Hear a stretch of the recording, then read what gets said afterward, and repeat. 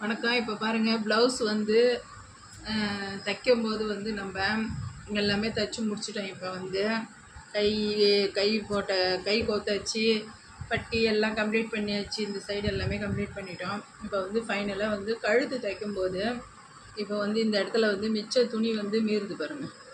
இந்த துணியை வந்து நம்ம கடகடன்னு கட் பண்ணிடணும். கட் பண்ணிவிட்டு இப்படி மடித்து வச்சு தைச்சோம்னா ஃபினிஷிங் வந்து நமக்கு நல்லா அழகாக கிடைக்கும்.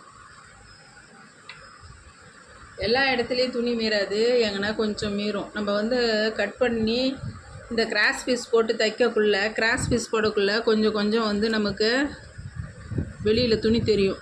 அதை நம்ம என்ன செய்யணும், இந்த இடத்துல ப்ளவுஸ் துணி வந்து டச் ஆகாமல் இருக்கிறதுக்கு இந்த பக்கம் இப்படி ரெண்டு ப்ளவுஸோட இதை ரெண்டு பக்கமும் இப்படி பிடிச்சிக்கின்னு தான் பொறுமையாக தான் வெட்டணும். நல்லா வேகமாக வெட்டினோம்னா ப்ளவுஸில் வந்து பட்டுரும். கொஞ்சம் கொஞ்சமாக வெட்டிக்கலாம். அப்படியே இந்த மாதிரி வெட்டிடணும்.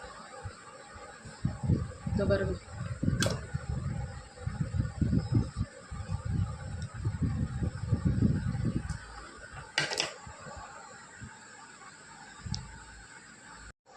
இப்போ பாருங்கள், ஃபினிஷிங் வந்து நமக்கு நல்லா அழகாக கிடைக்கும். நமக்கு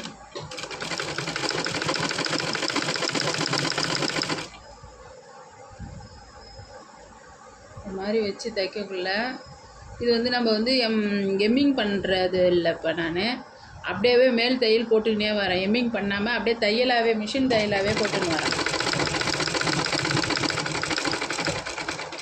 இது மாதிரி தைக்கக்குள்ள உங்களுக்கு வந்து நல்லா அழகாக ஃபினிஷிங் கிடைக்கும். பார்க்குறதுக்கு நல்லா அழகாக இருக்கும்.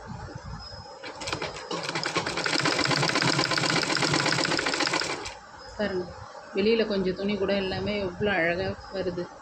பார்க்குறதுக்கே நல்லா ஃபினிஷிங் அழகாக இருக்கும். இந்த மாதிரி தைங்க. நன்றி, வணக்கம்.